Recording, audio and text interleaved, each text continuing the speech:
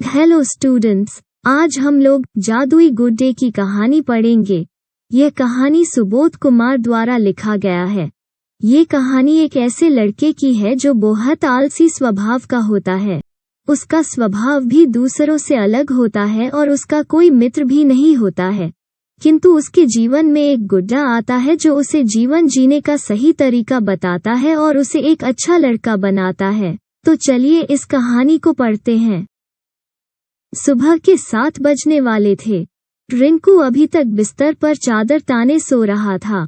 उसकी माँ उसे जगाने के लिए अब तक 4 बार कोशिश कर चुकी थी, लेकिन हर बार रिंकू बस 2 मिनट में उठता हूँ कहकर फिर सो जाता। पता नहीं यह कब सुधरेगा। माँ ने गुस्से से बोलते हुए उसके मुंह पर पानी की छींटें डाली। तब रिंकू की नींद टूटी।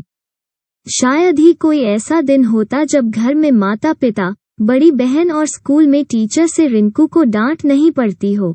रिंकू दिमाग से तेज परंतु आलस्य से भरपूर था। इसी आलस्य के कारण वो न तो अपना गृह कार्य पूरा कर पाता और न ही खेलने के लिए बाहर पार्क में जाता। वो स्कूल में सबसे झगड़ता था। इस कारण उसे कोई अपना मित्र नहीं बनाता था। स्कूल से घर वापस आते ही वो टेलीविजन के सामने कार्टून चैनल देखने बैठ जाता। माँ भी किसी कार्यालय में कार्य करती थी, इसलिए घर में रिंकू को कोई रोकने टोकने वाला नहीं था। आज तो हद ही हो गई। माँ की भरपूर कोशिश के बावजूद रिंकू अपनी स्कूल की बस नहीं पकड़ पाया। बस वाले भैया ने तुम्हारी 5 मिनट तक प्रतीक्षा की, गीता की माँ ने रिंकू से कहा। वे अपनी बेटी को स्कूल बस स्टैंड तक छोड़ने के बाद अपने घर वापस जा रही थीं। तुम रोज ही देर करते हो, माँ ने रिंकू से कहा।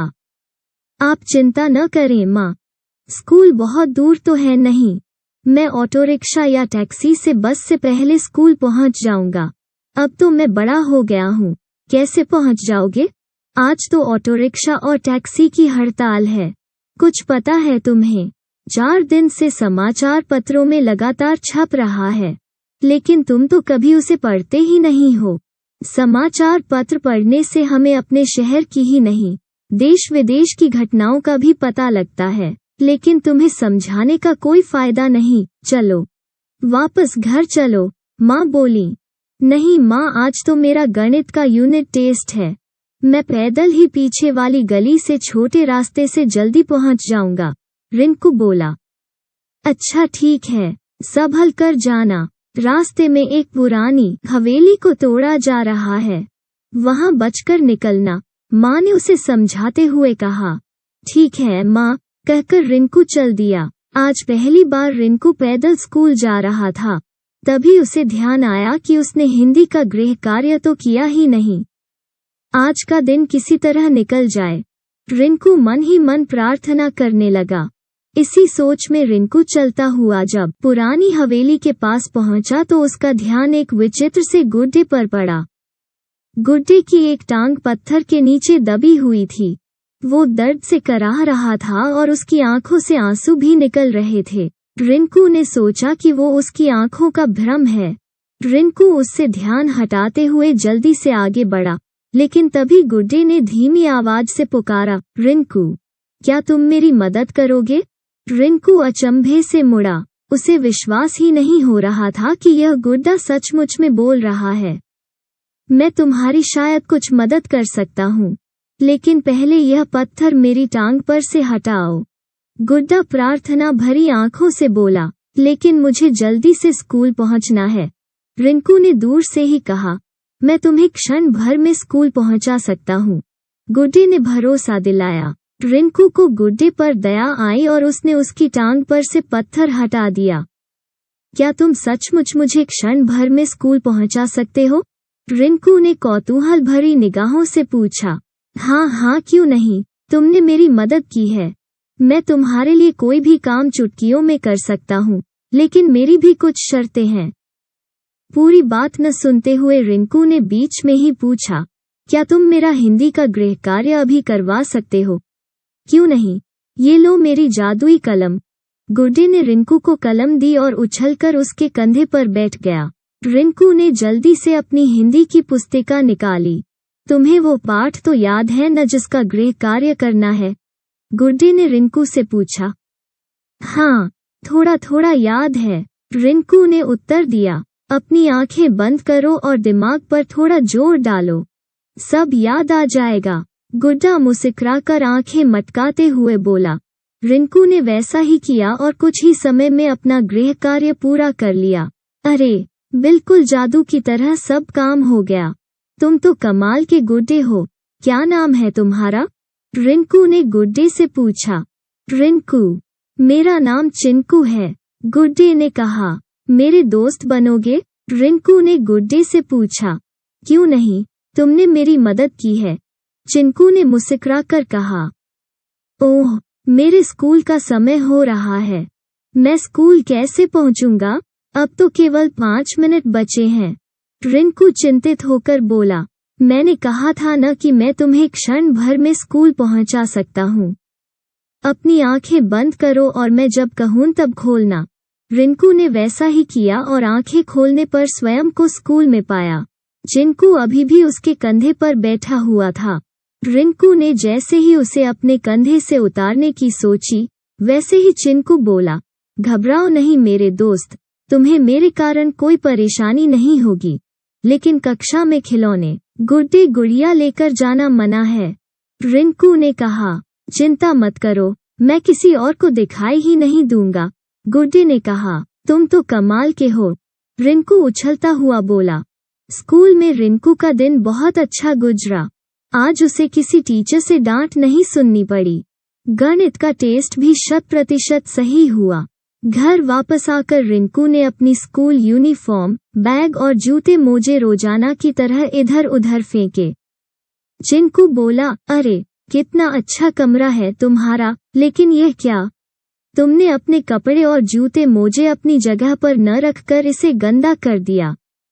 चलो, पहले इन सबको ढंग से अपनी जगह पर रखो, वरना मैं तुमसे दोस्ती नहीं करूंगा और न ही तुम्हारी कोई मदद करूंगा। नहीं, मेरे प्यारे दोस्त, मैं अभी इन्हें ठीक जगह पर रखता हूँ। फिर रिंकू ने अपनी सभी चीजें सही जगह पर रख दी। देखो, अब कितना अच्छा लग रहा है तुम्हारा कमरा, चिंकू ने मुस्कुराते हुए कहा। रिंकू को भी अपना कमरा साफ सुथरा देखकर अच्छा लगा और वो खुशी से बोला, हाँ हाँ, अब से मैं हमेशा हर चीज सही जगह पर रखूंगा। तुम मेरे साथ खाना खाओगे ना? रिंकू ने चिंकू से पूछा। नहीं, मैं तुम लोगों का खाना नहीं खा सकता, लेकिन खाना खाने से पहले तुम अपने हाथ साबुन से अच्छी तरह साफ जरूर कर लेना। हाँ, मेरी माँ भी यही कहती है, पर मैं तो कभी कभी ही हाथ साफ करके खाना खाता हूँ। क्या फर्क पड़ता है? हाथ न धोकर हम बीमारियों को आमंत्रण देते हैं, चिंकू समझाते हुए बोला। अच्छा बाबा, अच्छा, मैं अब हमेशा इसका ध्यान रखूंगा। खाना खाकर रिंकू हमेशा की तरह टीवी प्रोग्राम देखने लगा। चिंकू भी साथ में प्रोग्राम का आनंद ले रहा था। लेकिन 1 घंटे बाद उसने पूछा, रिंकू, आज स्कूल में दिन कैसा रहा? बहुत अच्छा दिन रहा, आज तो कोई डांट भी नहीं पड़ी दोस्त, यह सब तुम्हारी मदद से ही हो पाया, रिंकू ने कहा। तो आज कोई गृह कार्य नहीं मिला क्या? चिंकू ने पूछा। काश ऐसा होता, इतना सारा गृह कार्य मिला है, पता नहीं कर पाऊंगा या नहीं, रिंकू कुछ परेशान होकर बोला। क्यों नहीं कर पाओगे? अब तुमने अपना मनोरंजन भी कर लिया, टीवी देखना बंद करो और एक एक करके अपना गृह कार्य पूरा करो, चिंकू बोला। रिंकू ने टीवी बंद किया और गृह कार्य करने लगा। माँ के कार्यालय से वापस आने का समय हो गया था। वो बाहर बालकनी में खड़ा होकर माँ का इंतजार करने लगा। चिंकू उसके कंधे पर बैठा था। सामने पार्क में बच्चे खेल रहे थे। रिंकू का भी मन आज खेलने का हो रहा था। तुम खेलने नहीं जाते? चिंकू ने रिंकू से पूछा। मैं तो बस टीवी देखता हूँ और वीडियो गेम खेलता हूँ। आओ चलो, आज पार्क में खेलते हैं, मैं तुम्हारे साथ खेलूंगा, चिंकू ने रिंकू को प्रोत्साहित करते हुए कहा। इसी बीच माँ भी आ गईं। घर में हर चीज ठीक जगह पर देखकर वे बड़ी अचंभित सी थीं। इससे पहले वे कुछ पूछ पाती, रिंकू चिंकू के साथ बाहर जाते हुए बोला, माँ, मैं पार्क में खेलने जा रहा हूँ। आज तो माँ के आश्चर्य का ठिकाना नहीं था। रिंकू चिंकू के साथ खूब खेला। खेलते खेलते चिंकू उसे खेलने कूदने और योग व्यायाम के लाभ बताने लगा। घर आकर चिंकू ने पूछा, रिंकू, अब तुम कोई टीवी प्रोग्राम नहीं देखोगे? हाँ दोस्त, इच्छा तो कर रही है, लेकिन हिंदी पाठमाला से एक कविता याद करनी है। चलो कुछ देर उसे भी अभी पढ़ लो, फिर तुम कल सुबह उसे दोबारा स्मरण कर सकते हो। लेकिन 7 बजे नहीं, 6 बजे उठना। सुबह सुबह पाठ याद करने से शीघ्र याद हो जाता है। उफ, इतनी जल्दी उठना पड़ेगा। न बाबा न, रिंकू घबरा कर बोला। कोशिश करोगे तो सब कुछ हो सकता है, चिंकू ने कहा। धीरे धीरे रिंकू के व्यवहार एवं दिनचर्या में काफी परिवर्तन आने लगा। अब परिवार में सब लोग रिंकू के व्यवहार से खुश थे। उसके कई मित्र भी बन गए थे। आज चिंकू कुछ उदास सा लग रहा था। रिंकू ने पूछा, क्या बात है दोस्त, तुम इतने उदास क्यों हो? नहीं, कुछ नहीं। चिंकू ने रिंकू का ध्यान किसी और बात की तरफ बटाने की कोशिश की। अब तुम सो जाओ, सुबह जल्दी उठना भी है, चिंकू बोला। रिंकू को भी नींद आ रही थी। शीघ्र ही वो सो गया। रात में रिंकू को स्वप्न आया। उसमें चिंकू उदास होकर रिंकू से बोला, अब मैं तुमसे दूर चला जाऊंगा क्योंकि मैं दूसरे लोक का प्राणी हूँ।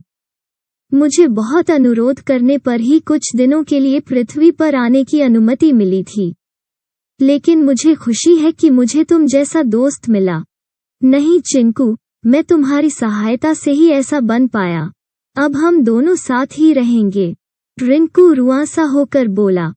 नहीं दोस्त, ऐसा नहीं हो सकता, लेकिन आशा करता हूँ कि तुम इसी तरह अपना हर कार्य पूरा करोगे, चिंकू ने कहा। नहीं चिंकू, नहीं नहीं नहीं, तुम मत जाओ। कहते कहते रिंकू की आंखें खुल गई। चिंकू गुड्डा अब कहीं नहीं दिखाई दे रहा था। रिंकू समझ गया कि यह सब चिंकू ने उसे एक अच्छा और समझदार लड़का बनाने के लिए किया था। आज रिंकू का वार्षिक परीक्षाफल का दिन था। इस बार अच्छे अंक लाकर उसने पुरस्कार भी लिया। प्रधानाचार्य ने अपने संदेश में कहा, रिंकू, सफल होने के लिए अनुशासित होना भी जरूरी है, जो तुमने कर दिखाया, शाबाश। स्टूडेंट्स, ये कहानी यहीं समाप्त होती है। आपको यह कहानी कैसी लगी, हमें कमेंट करके जरूर बताएं। मिलते हैं अगली कहानी में। धन्यवाद।